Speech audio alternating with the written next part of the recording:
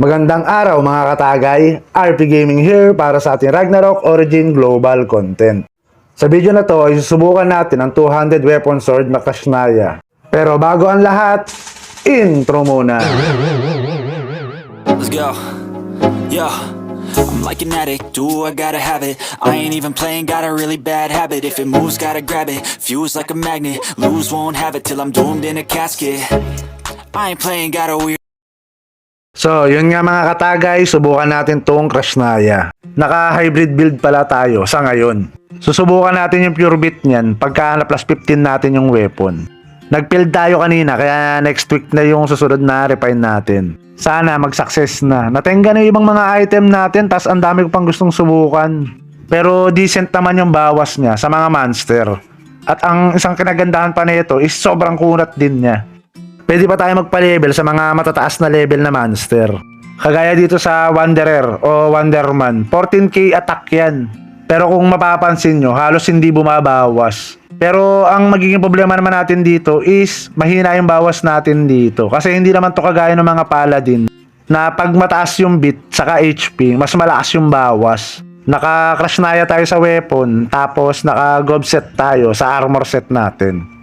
Sa stat naman, STR53, AG95, tapos bit 70. Sa headgear, naka-Kitsune earring tayo. Sa mouthwear, naka-pipe tayo na may dalawang Angeling puppet card. So, tenga yung card natin, guys.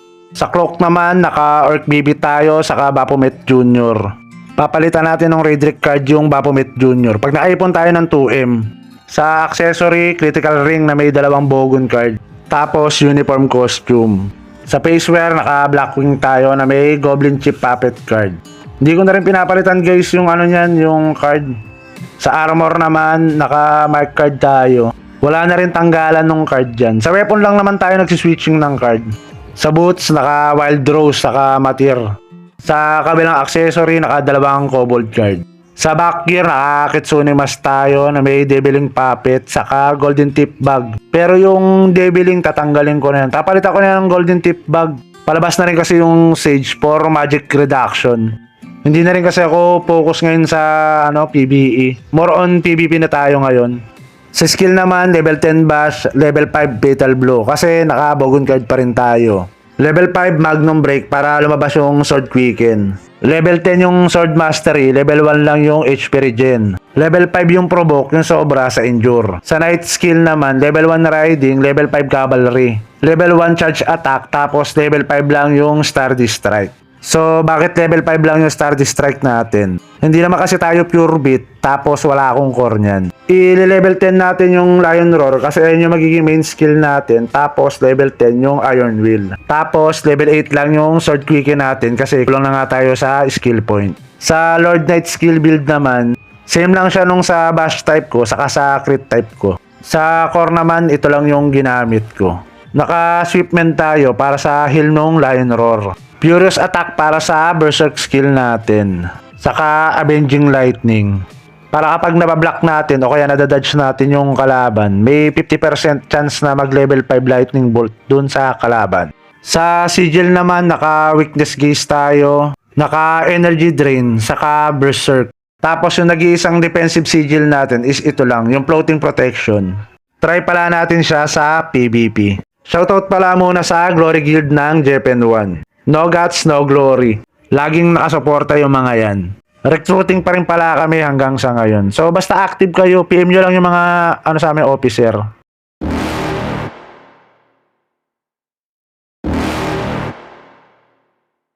You're never gonna make it, you're not good enough. There's a million other people with the same stuff. You really think you're different, man, you must be kidding. Think you're gonna hit it, but you just don't get it. It's impossible, it's not probable, you're irresponsible. Too many obstacles, you gotta stop it, yo. You gotta take it slow, you can't be a pro, don't waste your time no more. Who the fuck are you to tell me what to do? I don't give a damn if you say you disapprove. I'm gonna make my move, I'm gonna make it soon. And I'll do it cause it's what I wanna fucking do. Cause all these opinions and all these positions, they come in millions, they blocking your vision. But no, you can't listen, that shit is all fiction. Cause you hold the power as long as you're dreaming. There's no way that you make it. And maybe you can fake it, but you're never gonna make it. Aren't you just gonna take that? Make them take it all back. Don't tell me you believe that. Are you just gonna take that? Or will you fucking fight back?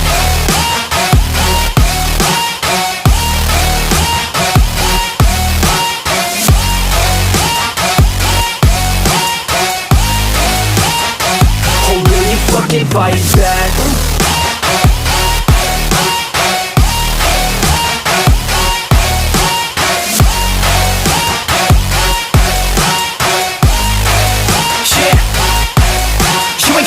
You ain't never ever gonna break it. You can never beat them and they're better than you face it. Thinking that they give a damn, you're not thinking straight, kid. No, they don't give a damn, you got what I'm saying? I'm not fucking playing, I'll give it to you straight, man. There's too many others and you're not that great, man. Stop what you're saying, stop what you're making. Everybody here knows that you just faking. Nah, I don't wanna hear it anymore, I don't wanna hear it anymore. All these fucking thoughts, they are not what I need anymore. I'm about to shut the motherfucking door on all you poor ass haters with your heads in the clouds, talking out loud so proud. You better shut your goddamn mouth before I do more speak out. It's about to head You're south. never gonna make it. There's no way that you make it. And maybe you can fake it, but you're never gonna make it. Are you just gonna take that? Make them take it all back. Don't tell me you believe that. Are you just gonna take that? Or will you fucking fight back?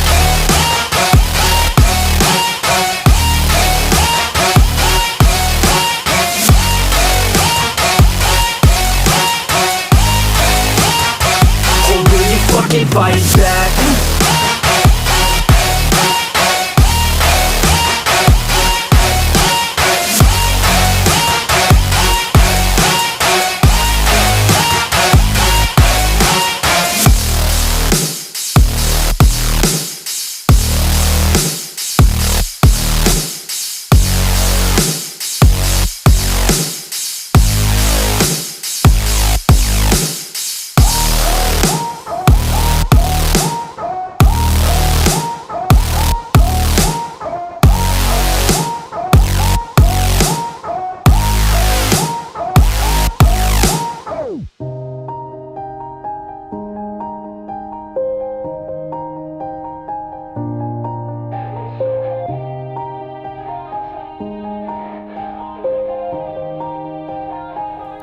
Yeah.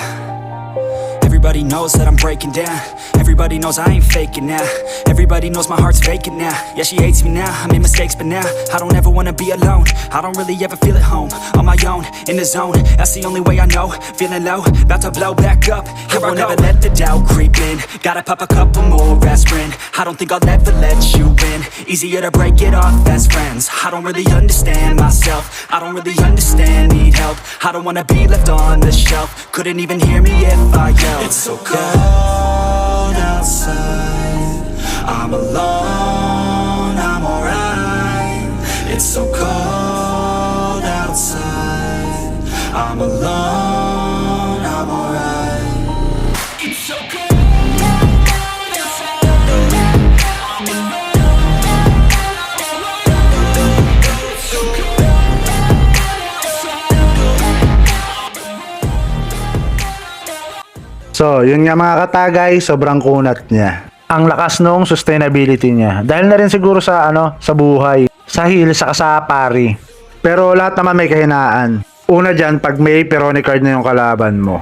Pangalawa, pag medyo malayo na yung gap ng power mo dun sa kalaban mo. Hindi naman kasi ganun kalakasan yung damage niya. Kaya kapag may gap kang kalaban, yung mas mataas yung power sa'yo, mauungusan ka sa damage.